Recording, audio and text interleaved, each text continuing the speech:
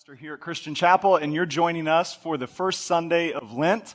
Always curious, I asked this at our Ash Wednesday service on Wednesday, how many of you are familiar with the season of Lent? Doesn't mean you necessarily like it, but you're at least familiar with it, right? Because I know there's always, we've got different approaches, different backgrounds, those kinds of things. Our approach to Lent at Christian Chapel is a way for us to identify with some of the historic practices of the church, to find commonality with believers around the world today. And then primarily it's a way for us just to set aside some time, some patterns and rhythms into our life to prepare our hearts to celebrate the resurrection of Christ on Easter. And so traditionally the way Christians participate in Lent is we choose to either put something down to remind ourselves of the sacrifice of Christ, or we pick something up to remind us of the new life that Jesus has brought. And I think it's a great opportunity for us to approach Lent as a season for spiritual renewal. And really, with the pace of our lives and the busyness that many of us find ourselves in, I'm sure many of you had the experience I did when January 1st hit and you thought, oh my goodness, it's 2018. And then February 1st hit and you thought, where did January go? And before we know it, it's going to be Easter Sunday, and then it's going to be summer. And our lives just it seem to constantly accelerate. And so what Lent provides us with is an opportunity as individuals and an opportunity as a church to just press the brakes for a little bit, slow down, and remember what Christ has done. And so if you're unfamiliar with that, I'd encourage you to check out the Christian Chapel podcast, listen to the Ash Wednesday message, where we explained a little bit more about what that is, how it works, and why we choose to participate in it, as well as some of the common pitfalls that we can get into when we engage in spiritual practices like this.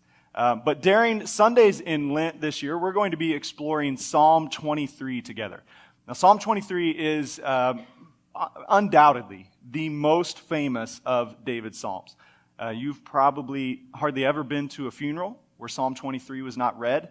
It is just this tremendous picture of God's leading us, His guiding us, the peace and the comfort that He brings. And so what we're going to be exploring in depth over the next couple of weeks is how this is the life that Jesus gives to us. And when we walk in it, it's an experience of stepping into the light and walking in the fullness of life that Christ has brought to us. So you heard that read just a minute ago, but I want us to read it again together. Psalm 23, David writes, "The Lord is my shepherd, I lack nothing. He makes me lie down in green pastures. He leads me beside quiet waters. He refreshes my soul. He guides me along the right paths for His name's sake. Even though I walk through the darkest valley, I will fear no evil, for You are with me. Your rod and Your staff, they comfort me. You prepare a table before me in the presence of my enemies. You anoint my head with oil. My cup overflows. Surely Your goodness and love will follow me all the days of my life, and I will dwell in the house of the Lord forever." And so, like I said, over the next 6 weeks, we're going to walk through this. Today's going to be a little bit more of an introduction, though, of this is the good life that David is describing, but how do we actually get into that? And I'm sure many of you have heard the saying, the best things in life are free. And if you've lived very long at all, you know that is absolutely not true at all, right? The best things in life are not free.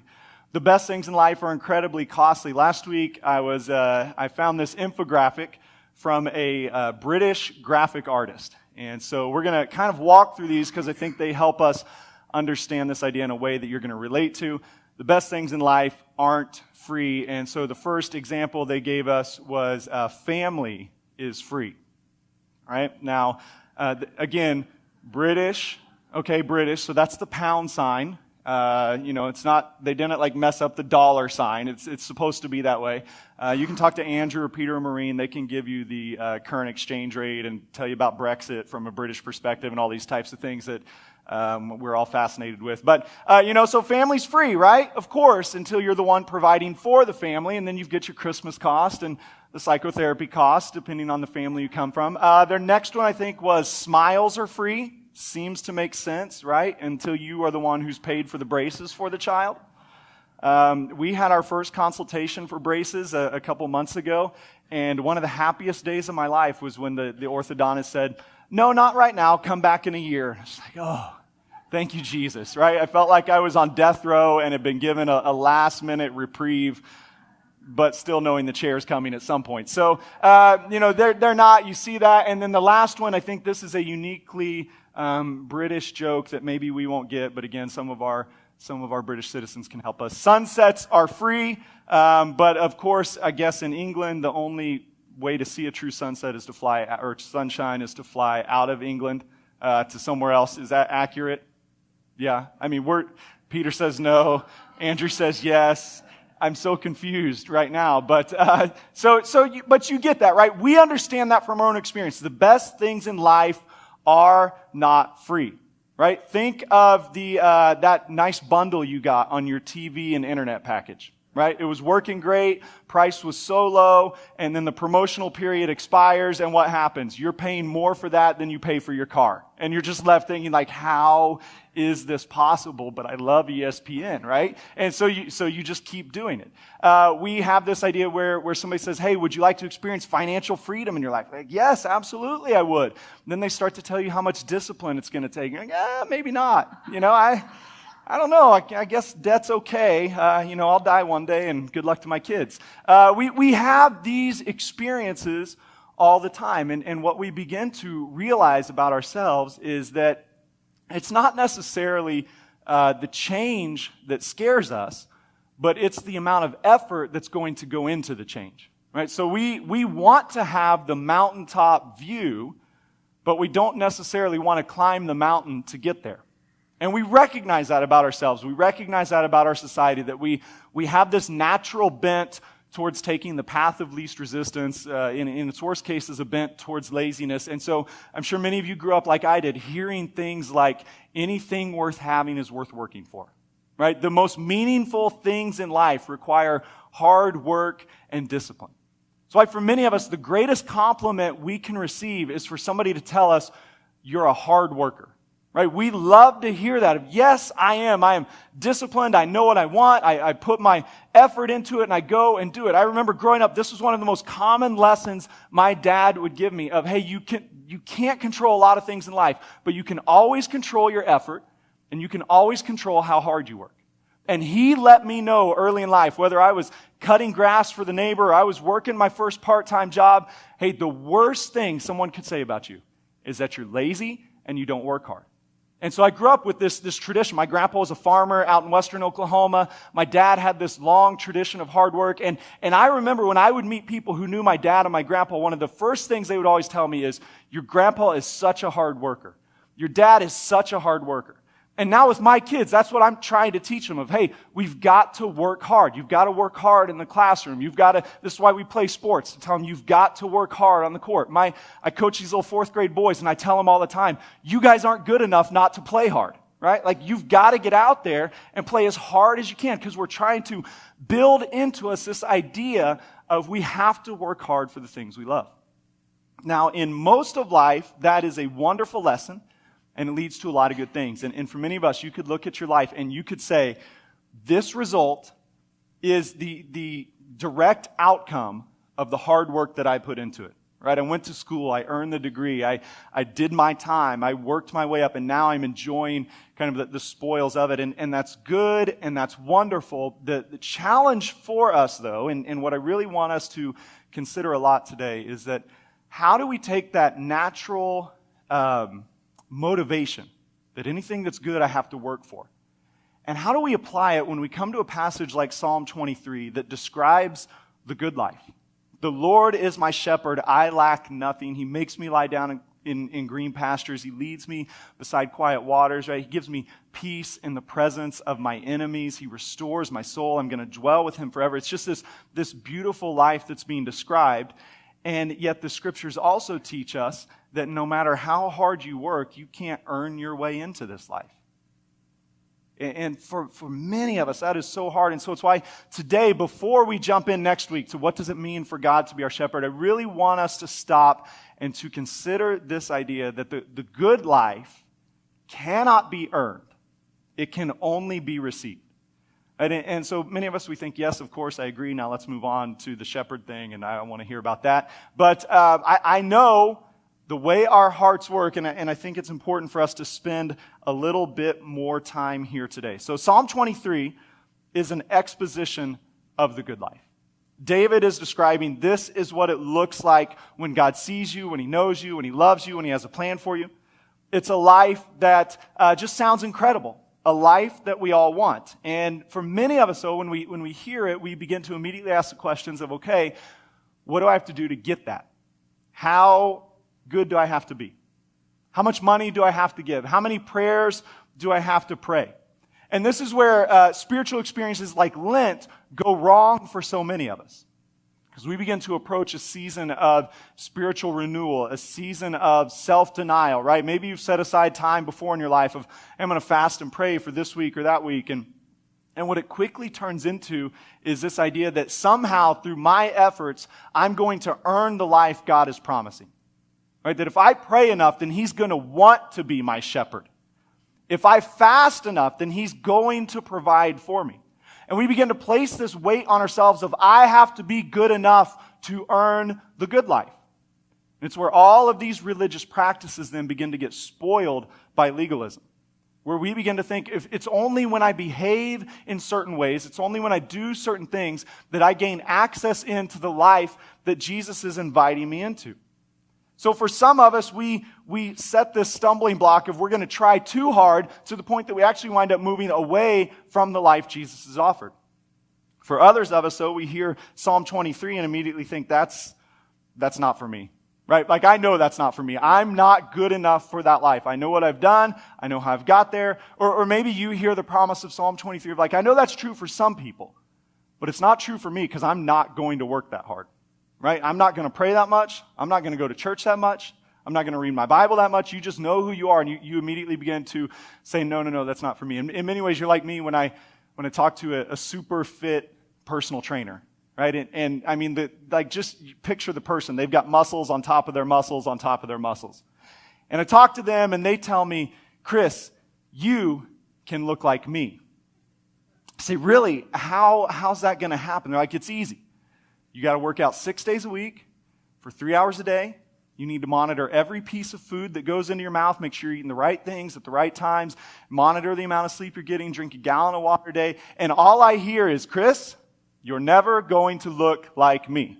Right? Because what I want to know is, now if I work out like maybe 3 or 4 times a week for 20 minutes and still eat pizza and donuts, what am I going to look like? Right? And like, well, this is what you're going to look like, actually, and it's probably going to get worse as you get older. But I just hear it and immediately know, like, I'm not doing that.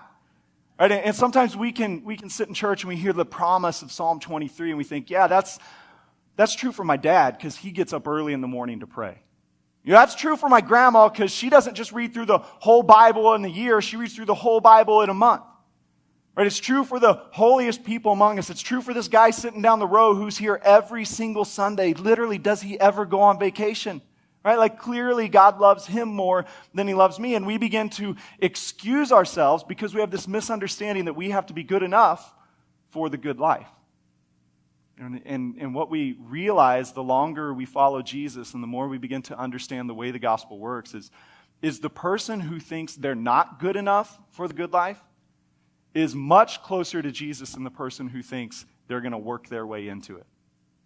Right? The central message of the gospel is, you know what? You're not good enough. You're absolutely right. There is a cost to this way of life. There is a cost to Jesus being your good shepherd. There is a cost to God providing for all your needs. Right? There is a cost to him delivering you from your enemies, to refreshing your soul, and it's a cost that is far beyond your ability to pay. It's a cost far greater than your religious works, than your most intense devotion. But it's a cost that Jesus has paid for us. In Hebrews chapter 10, we find this beautiful description of how we gain access into the good life. Psalm 23 paints the picture of what it looks like, and Hebrews 10 tells a story of how we get in. So if you have a Bible, flip to Hebrews chapter 10. We're going to look at verses 10 through 14. In this passage, the writer is comparing the work of Christ to the work of the priests in the Old Testament. Okay, so this is the picture that he's painting for us. He says, we have been made holy through the sacrifice of the body of Jesus Christ once for all. Day after day, every priest stands and performs his religious duties. Again and again, he offers sacrifices which can never take away sins. But when this priest had offered for all time one sacrifice for sins, he sat down at the right hand of God. And since that time, he waits for his enemies to be made his footstool. For by one sacrifice, he has made perfect forever those who are being made holy.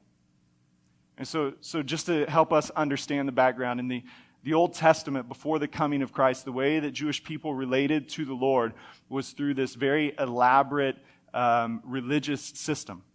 And central to their system was the idea that sin required sacrifice. This was a system that God had instituted, and he did it for two reasons. First of all, he did it to teach people, to teach us, that sin always leads to death. Right? And secondly, he did it to teach people God takes sin seriously. He sees it, he knows what's happening, and he does not look the other way. His holiness will not allow him to. And so there must be some restitution of the relationship after sin has occurred. And so what he had established for the Jewish people was this system of sacrifice where they would sin and they would bring an offering to the priest. And the priest would get up and he would receive the offering, the animal, and he would offer the sacrifice. And the person in that moment is a witness of the cost of their sin, and they're a witness of the death that sin brings.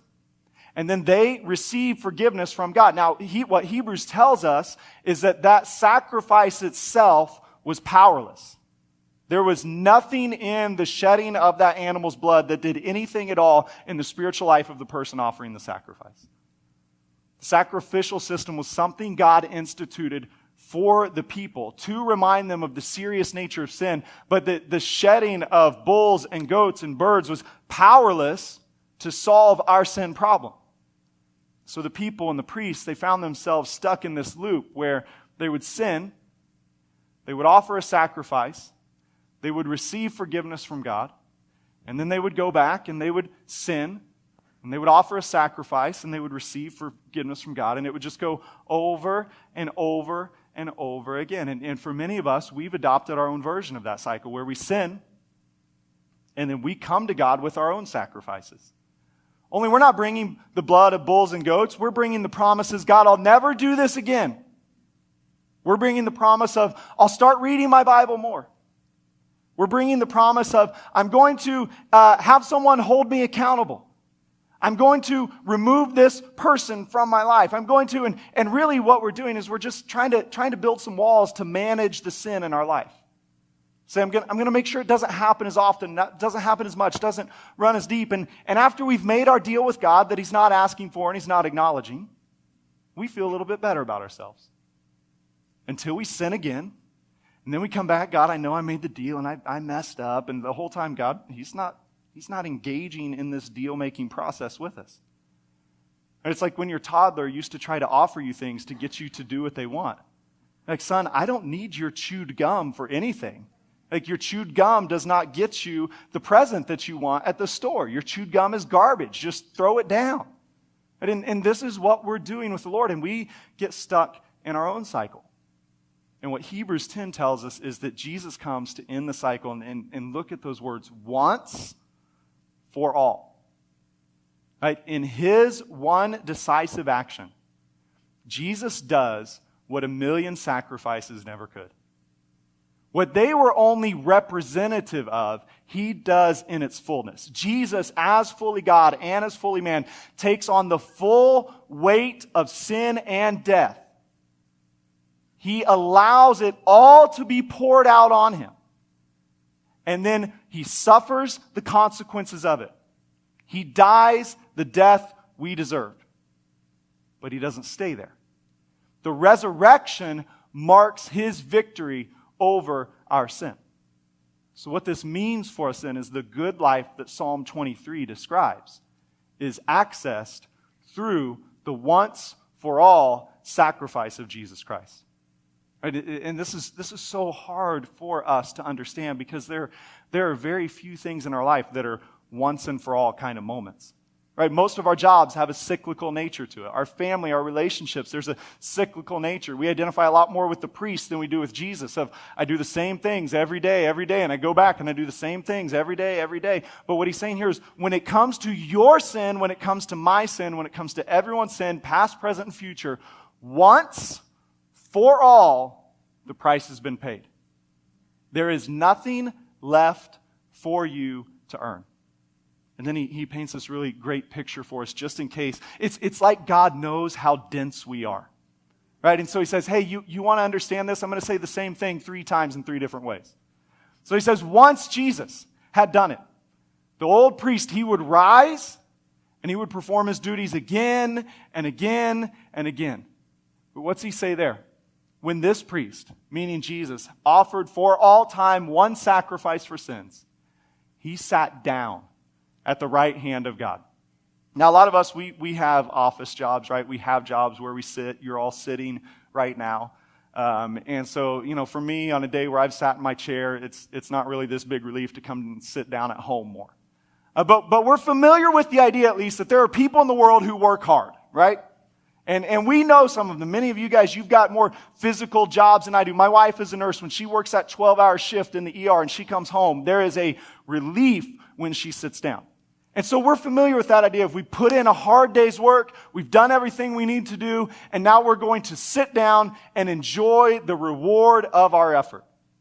This is a picture that's being painted of Jesus here.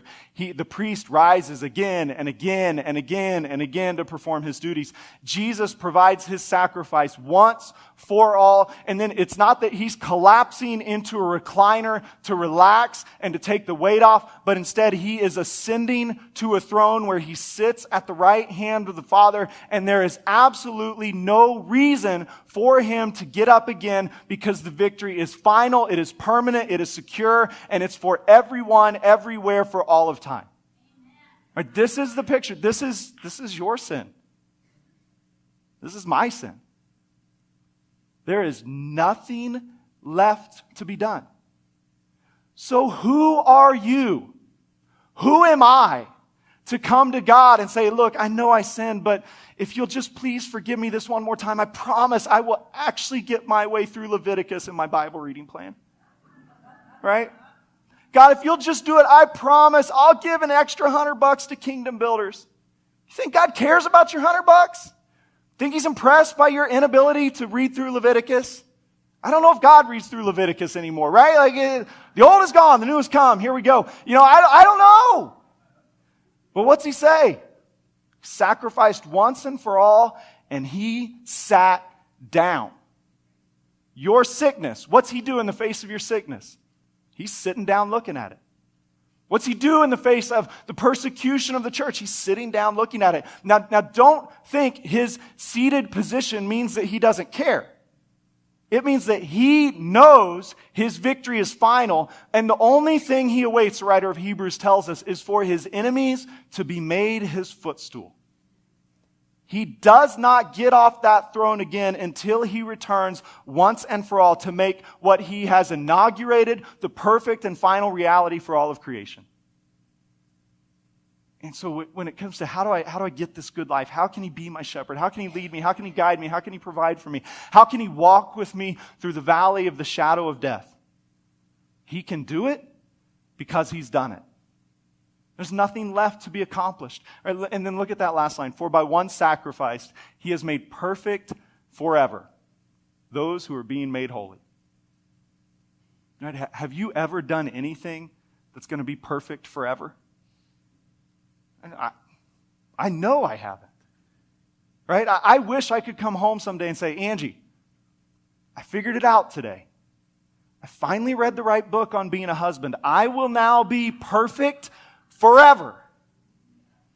So any problem you have from now on is on you, not me. Right? Like you don't know how much I long to go home and be able to truthfully say that. I long to tell my children, I had the epiphany. I am perfect forever. All the problems are on you, right? We long that, but we don't have it. We've never had this experience. But what the writer of Hebrews is telling us is, because Christ bore your sin, because his sacrifice was once for all, because he has sat down on his throne in victory, he now shares the spoils of that victory with us. And the spoils of Christ's victory over sin is not that you will feel a little bit better. It's not that you'll act a little bit better. It is that your soul has been made perfect forever through his finished work. And day by day, from now until the day you see him, you are in the process of being made holy like him. And now we get this backwards all the time, and we're going to face this temptation as we work through Psalm 23 to think, as I work, then I'll achieve this final identity. But what Hebrews is telling us is, no, your identity is secure as those who have been made perfect forever, and now the rest of your life is going to be the working out of this identity. And you're going to mess up, and you're not going to get it right, and guess what? When you sin in that moment, that sin has been forgiven once for all. Now live in your identity and be made holy all along the way. It's tremendously good news for us. It takes all of the weight off of us as we begin to see that the grandness of what Christ has done. We begin to see the foolishness of thinking that we could ever earn that life on our own. Right? And as we experience this grace for ourselves, we become more gracious in our interactions with others. As we see the depth of sin that Christ has delivered us from, we no longer look at those in sin as, I can't believe you do that. But we look at them and say, hey, let me tell you the story of what Christ has done for you. And think of the sins in the world that appall you the most. Think of the people that you would be most shocked if they sat down next to you this morning. And the message of the gospel is, once for them, Christ has provided for salvation. That as they receive his forgiveness, they are made in his image, perfect forever, in the process of being made holy. It's just this really beautiful description of how the gospel works and what it does in our lives. And the imagery of Psalm 23 and the truth of Hebrews 10 both point us to this idea that the good life is not earned, it's given. There's nothing you can do. And for some of us, we just want to push against that because our whole life we've been the overachiever. Right? You were the student that when the teacher said there's extra credit, you already had 100%. You're like, can I get 105% if I do it? Right? And the rest of us didn't like you, just for the record. I was sitting over there with my 78%. I'm like, will it get me to a B- and get my dad off my back? Like, is that good enough? But for some of us, you hear this idea, the good life is given, not earned. You're like, maybe for you, because you're kind of a slacker. Right? Maybe for you, you didn't take all the AP classes I got. You didn't get all the scholarship. You're right with all of that, actually. I didn't. You don't work as hard as I do. I probably don't. You're worse than I am. I'm worse than you think I am. Right? So you hear this idea and you think, man, that is lazy Christianity. I'm going to work. I'm going to plow through my Bible reading plan. I'm going to get my streak to 3 years on YouVersion. And I'm going to work this harder than anybody's worked it before. I'm going to give more. I'm going to sacrifice more. I'm going to pray more. And God is going to love me more because of it. And you're the Pharisees Jesus spoke about. Right? All your pursuits are not pushing you closer to God. They're pushing you farther from him. Because the good life can never be earned. And the more you think you've earned it, the more it reveals how far your heart is from truly understanding the grace and mercy of Jesus. The beautiful thing about the gospel, though, is Jesus doesn't just come for the reprobate sinner who is living in darkness and has their eyes turned away from him, but he comes for the self-righteous religious person too, who is just as steeped in their sin and yet has no idea of it. The beauty of Psalm 23 is it's putting us in the position of sheep. right? Have you ever been around sheep? They are not particularly impressive animals, right? Nobody trains a sheep to find lost people in an avalanche. You don't. Nobody goes to the Kentucky Derby of sheep racing. As far as I know, none of you have a special pet sheep that you keep in your house. Right? They're just kind of this animal that's out there, and they have a function, and we know about that somewhat, and yet the descriptions of sheep are not terribly impressive, and Psalm 23 says that's who we are. And the Lord is our shepherd, and he leads us, and he guides us, and he cares for us, and he provides for us. And what do? We just follow him along. And when Jesus comes, he gives us another practice that reminds us of this truth too, that the good life is given, not earned. And it's with baptism. Right? If you've ever been baptized, I want you to, especially if you were baptized as an adult, I want you to think of, it's going to be true, honestly, if you were baptized as an infant too. If you were an infant, you probably can't remember it, but if you were an adult, hopefully you do. With your baptism, you came, right? And somebody else had prepared everything for you.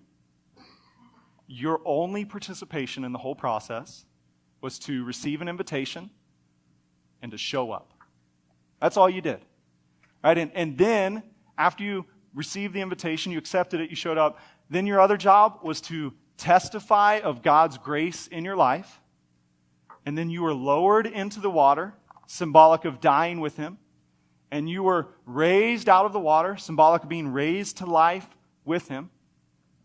Then you turned around and you walked out. And now, if you've never had that experience, we'd love to do that with you. We're going to offer baptism the first 3 Sundays in March. So if you've never obeyed Christ and been baptized in water, we would love to do that with you. And here's what I can promise you. If you're going to be baptized at Christian Chapel, I'm not going to call you on Wednesday before and say, hey, can you come up on Friday and take off these pieces? And sometimes there's bugs down in the tank, so we're going to need you to vacuum those out. And then fill it with water. Make sure you stay in there. It'll overflow and be a mess. Right? And then put the heaters in so it'll be nice and warm for us on Sunday morning. We're not going to ask you to do anything. What we're going to ask you to do is receive an invitation, show up, and testify of God's goodness and grace in your life. How do we access the good life? The same way. Or for those of you that maybe you were baptized in a pond or a lake or a river, did they make you go create the dam to fill the hole? Did they tell you to get out there in the farmland with a backhoe and dig your own pond? Did they tell you to carve the route for the river? Of course not. You just showed up in a place at a time that had been set for you. It's the same way with our entrance to the good life. For this morning, that's what this is for some of you. This is the place and the time that has been set for you. To hear, maybe for the first time, maybe for the 1,000th time, but it's finally clicking. I can't earn it. I can only receive it. It's not something for me to reach out and grab onto. It's something that Christ has won and is extending to me. Over the next couple weeks, we're gonna have a good time going through Psalm 23. It's going to be encouraging. It's going to be refreshing. But each week, I know that as God speaks his truth, the enemy speaks his lies. And as God says, I am your shepherd, the enemy says, you're not good enough for him to be your shepherd. And as God says, I will provide for you, the enemy says, not for you because you've been wasteful. As God says, I will deliver you from your enemies, the enemy says, nope, not for you, not this time. As God says, welcome to my table, the enemy says, you're not worthy. And here's the beauty of that. In those lies from the enemy, he preaches the gospel to us. We're not good enough. Our sin is appalling. We have made 1,000 promises and broken them 1,001 times. And yet the message of the gospel is no matter how deep my sin goes, his grace goes deeper.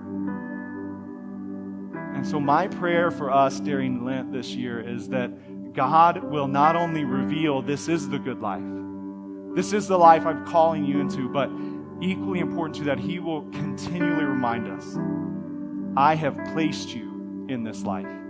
I have called you to it. I am leading you each step along the way. And that will bring hope, will bring life to our souls, and encourage us to share that good news with others. Will you stand with me? I want to pray for you, and then the band's going to lead us in a song. God, we come today as people in need of your grace and your mercy. Lord, we lay down all of our efforts to earn your love. We lay down all of the reasons that we say we don't deserve it, that you want to give it to us. Lord, we surrender all of these things to you, and we ask that you would help us to understand that you have provided for our sin once for all.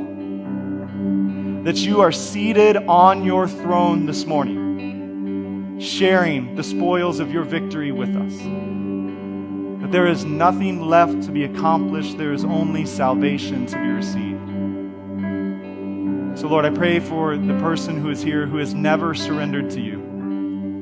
This morning, may they take their place as your son and as your daughter. May they understand that no matter how deep their sin may run, your grace runs deeper.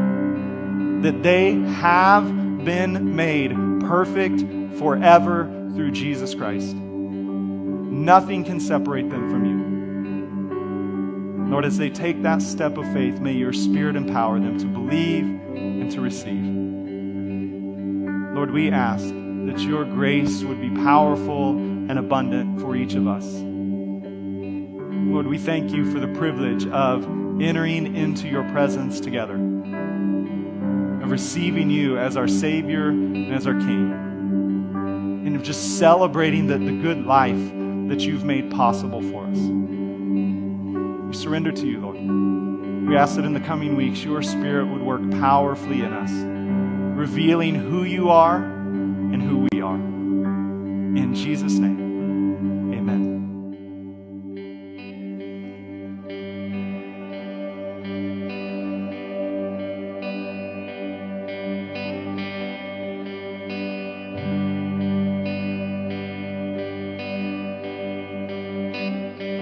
By grace alone, somehow I stand,